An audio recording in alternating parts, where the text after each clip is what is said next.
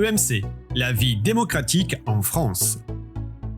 Le gouvernement du peuple, par le peuple et pour le peuple. Cette définition de la démocratie, présente dans notre Constitution, démontre que depuis la Déclaration des droits de l'homme et du citoyen de 1789, nous cherchons à atteindre un idéal. Liberté, égalité, fraternité, ces valeurs démocratiques et républicaines donnent aux citoyens des droits. Des droits civils, des droits politiques, des droits sociaux et des libertés essentielles. Les institutions. La Constitution de la Ve République est la loi suprême qui organise la séparation des pouvoirs. Pouvoir exécutif, pouvoir législatif et pouvoir judiciaire. Sans séparation de ces trois pouvoirs, le gouvernement ne peut être démocratique. Ces pouvoirs se contrôlent mutuellement afin de garantir les droits et les libertés des citoyens. Le pouvoir exécutif est détenu par le président de la République, élu pour 5 ans au suffrage universel direct, et le Premier ministre, chef du gouvernement. Il veille à la création et l'application des lois, et il dispose de l'administration et de la force armée.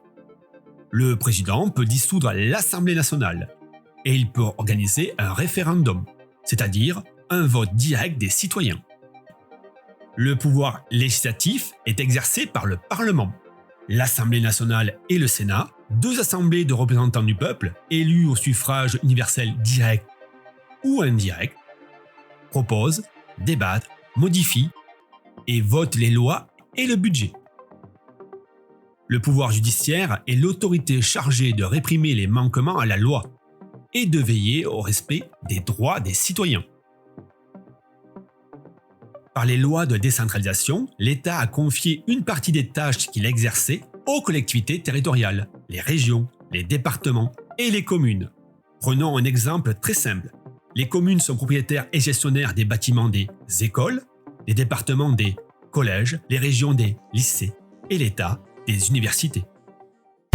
Création d'une loi. L'initiative de la loi est partagée par le gouvernement et les parlementaires, les députés et les sénateurs. Pourquoi créer une nouvelle loi ? La loi apporte une nouvelle règle. La loi peut être la solution à un problème ou une réponse à une demande exprimée par l'opinion publique, c'est-à-dire la population. Le projet de loi est déposé à l'Assemblée. Les députés débattent, proposent des amendements et ils votent. Si le vote est positif, le projet est transmis au Sénat, qui à son tour examine la loi. Si le Sénat modifie ou refuse la loi, le principe de la navette parlementaire permet aux 2 assemblées de définir ou non un texte définitif. Le Conseil constitutionnel peut être saisi pour vérifier si la nouvelle loi respecte les textes de référence. Si c'est le cas, la loi sera promulguée par le président de la République. Lorsque la loi est publiée au journal officiel, tous les individus doivent la respecter. Médias et opinion publique. Le 4e pouvoir. Cette expression démontre que les médias sont indispensables au fonctionnement de la démocratie, car ils forment un contre-pouvoir. La presse, la télévision, la radio ou Internet diffusent des informations sur l'activité des élus, sur les décisions de justice ou sur les événements politiques ou économiques.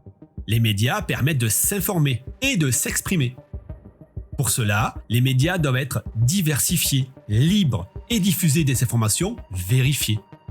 Or, de plus en plus, de grands groupes financiers rachètent et concentrent les médias, ce qui peut mettre en danger la pluralité de l'information.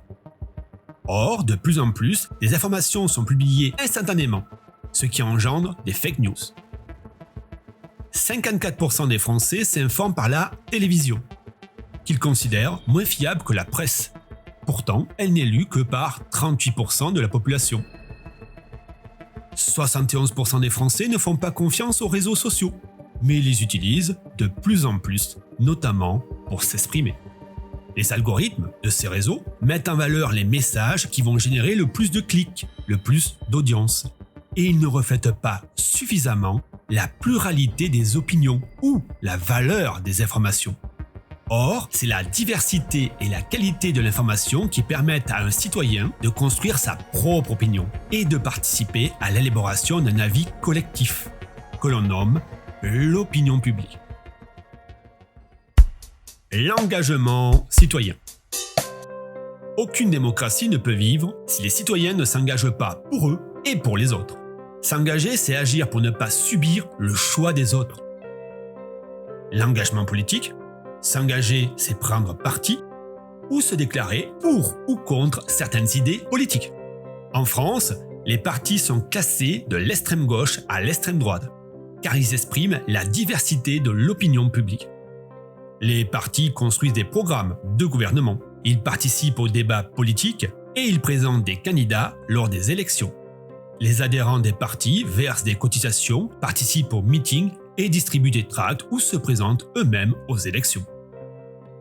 L'engagement syndical. Un syndicat est une association de personnes exerçant dans un même domaine professionnel. Un syndicat de cheminots, d'enseignants. En France, moins de 10% des salariés sont syndiqués et les jeunes actifs sont beaucoup moins syndiqués que les plus anciens. Les syndicats représentent et défendent les salariés, notamment par l'organisation de manifestations, de grèves ou de négociations avec le patronat ou l'État. Les chômeurs ou les lycéens, qui ne peuvent créer des syndicats, forment des coordinations. L'engagement associatif. Les citoyens peuvent agir pour le bien commun, dans le cadre des associations de sport, de la culture ou de l'action sociale. Un Français sur 4 participe à une association.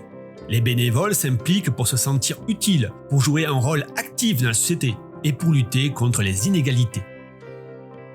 Ils font donc vivre l'idéal démocratique.